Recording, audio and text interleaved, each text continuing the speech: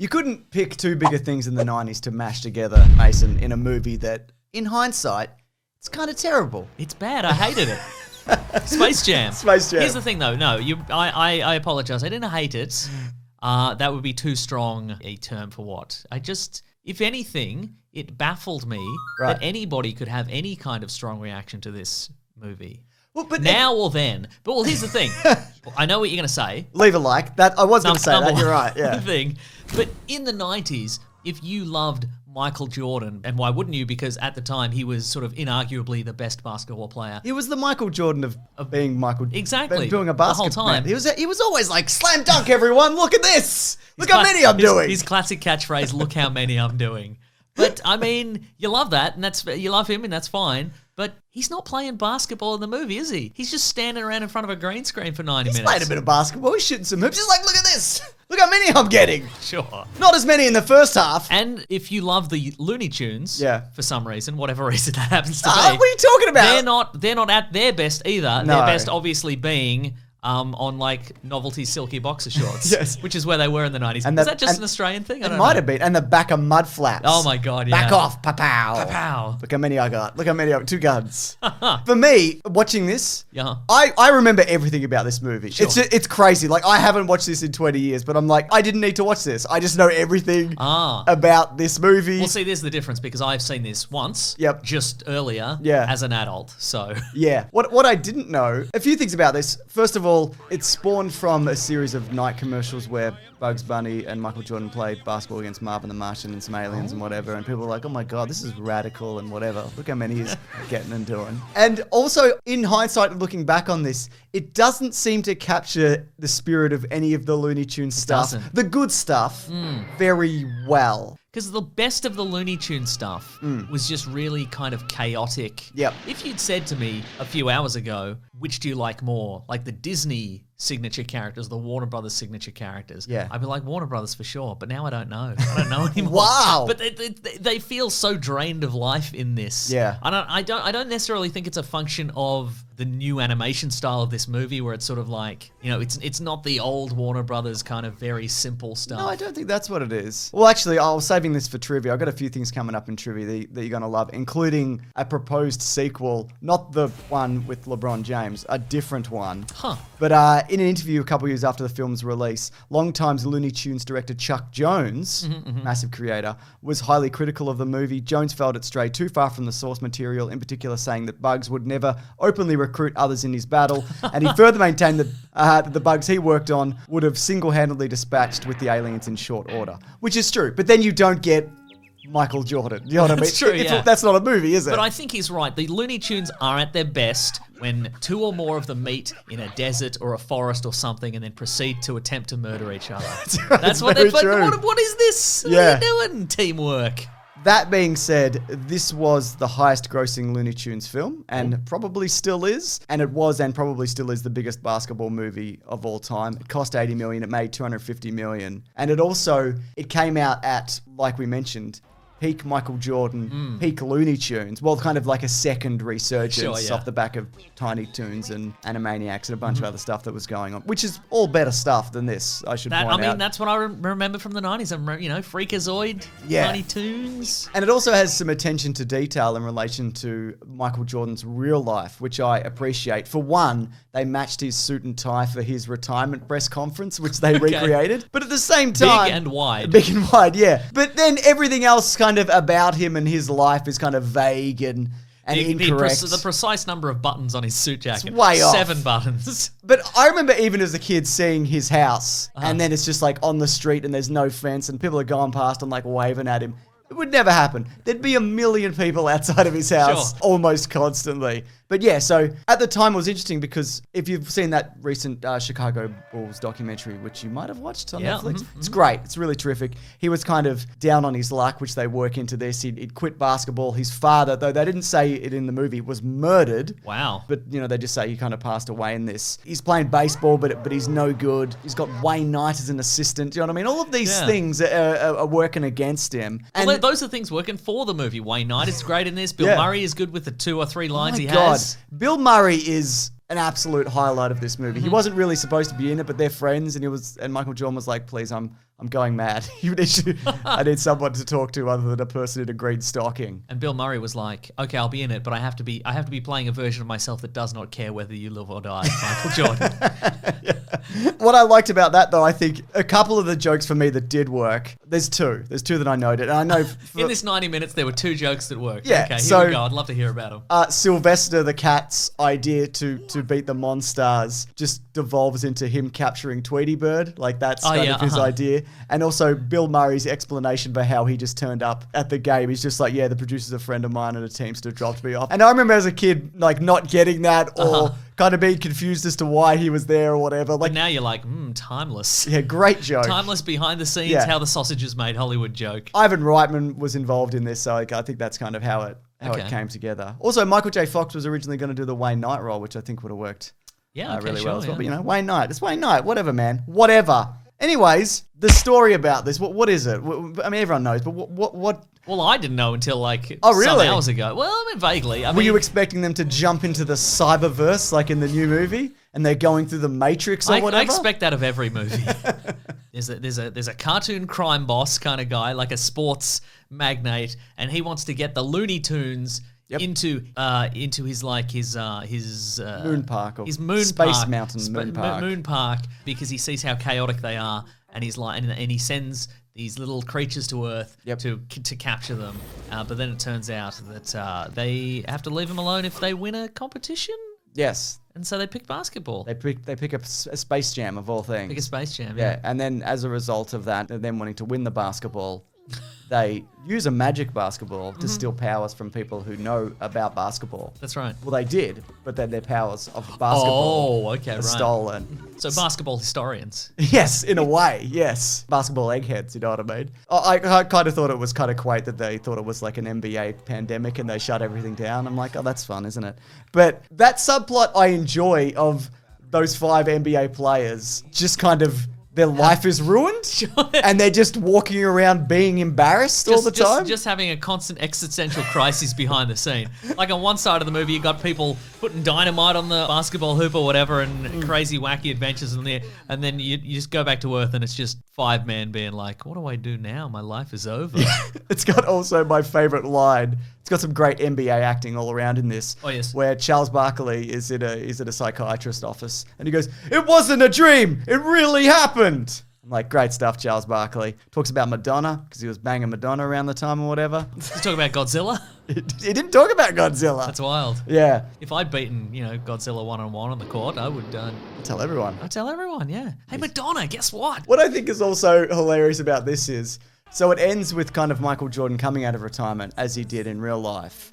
And then he goes to those NBA players and he goes, "I know you guys are no good now, but guess what? I got a magic basketball." And they're like, "Whoa, how'd you do that?" or whatever. They went like, "You did this! I know you did this! Sure. You took it from me!" And they beat him up. Because he's good at basketball, not karate. That's exactly right, yeah. Wow. So I thought that was hilarious. And off the back of that, this is a fun fact. The 5 stars who had their talent stolen, none of them ever won an NBA championship, largely due to Michael Jordan winning 6 championships with the Bulls. So in a way, he did suck the talent right out of them. That's like true. Any of those guys on their own, if Michael Jordan didn't exist, would have been, the biggest players, and they were, at the time. Really make you think. It make you think, doesn't it? And I'm sure that's the way, they frame it, but also I think, how superstitious basketball players are? I mean, obviously Michael Jordan wore his college shorts under his Bulls shorts, his entire career. I reckon at least a few of those guys are like, I think being in Space Jam stole my basketball powers for real. I think that really happened. I never should have done it. I'm full of regrets. Yeah, you might be right, yeah. They were in a real psychiatrist's office talking about the psychiatrist scene in the movie that they were in. Yeah, that's right. It wasn't a dream. It really happened. I really was banging Madonna. I swear to God. And then Godzilla was there.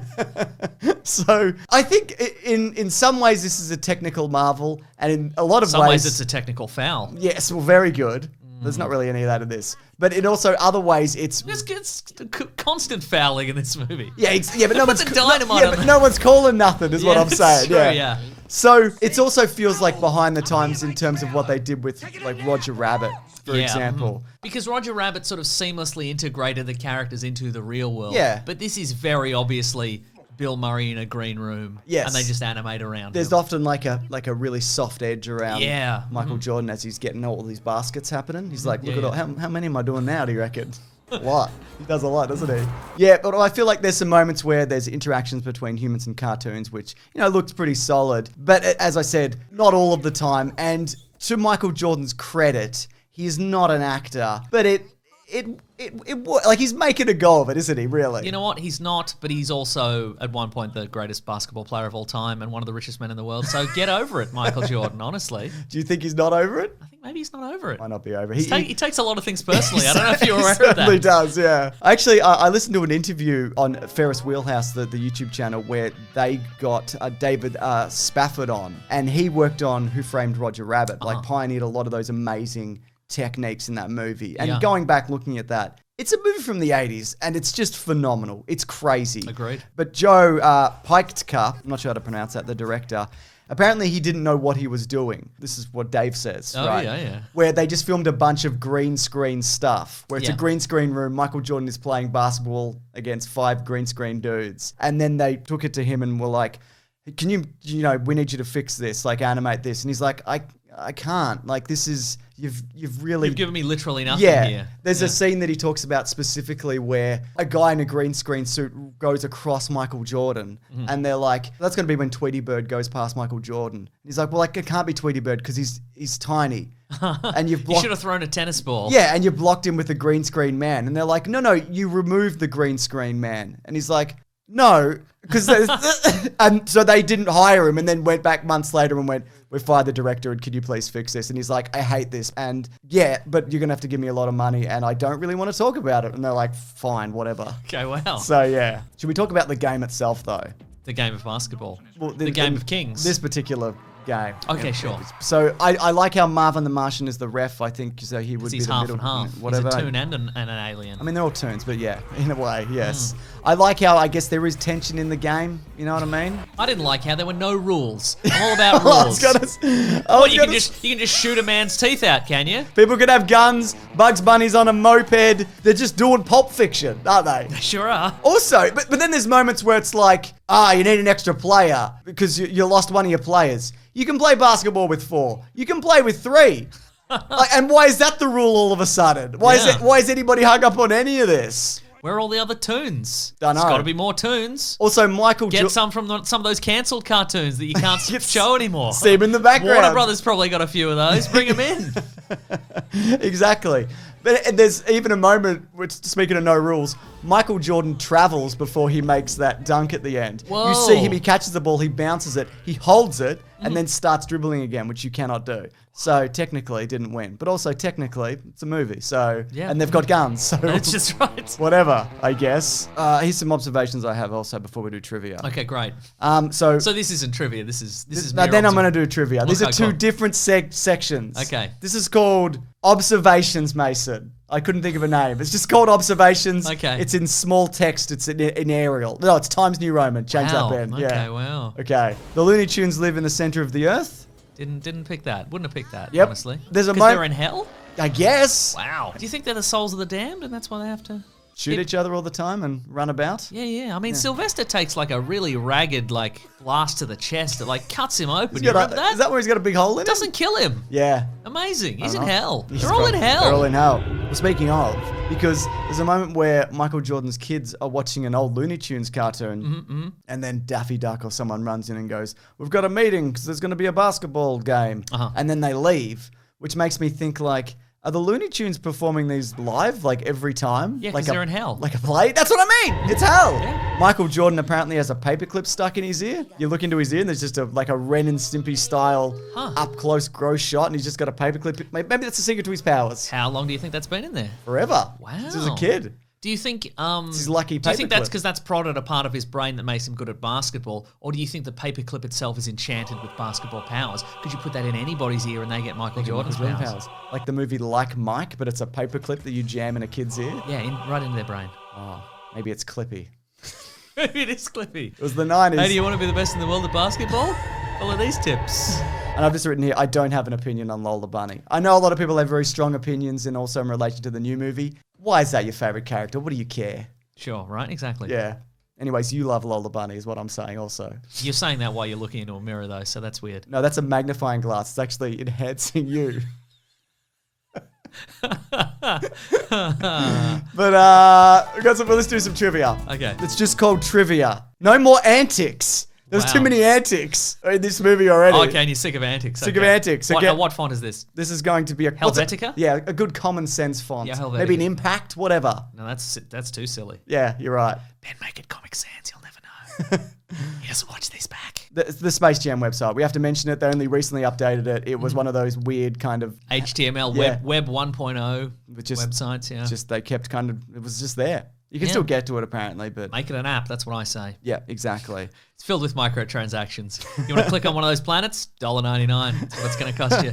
So, apparently, Chuck Jones also took exception with some of the film's dialogue, feeling that some of the one-liners were inconsistent or inappropriate relating to the characters who said them, so some more sick burns there. Also, here's a bit of Disney Warner Brothers beef. Oh, hello. If you're wondering kind of what happened to that Roger Rabbit sequel, which they were supposed to make. Because that featured both Warner Brothers and Disney characters. It would have been a logistical and legal nightmare. It absolutely was. So Disney Studios asked Warner Brothers if they could use some of the Looney Tunes characters for the Disney film Who Framed Roger Rabbit in 1988. And Warner Brothers obliged and were in the belief that this was a reciprocal gentleman's agreement, which meant that they could then use some of the Disney characters in a project of their choosing. Interesting. But because that was old Disney management, Warner Brothers then started to work on this film and they asked and they said no. So they wanted Mickey Mouse to be the ref. Okay, because he doesn't care if they get chained up and taken to the moon. That's true. Yeah, or back to hell, whatever. That's fine.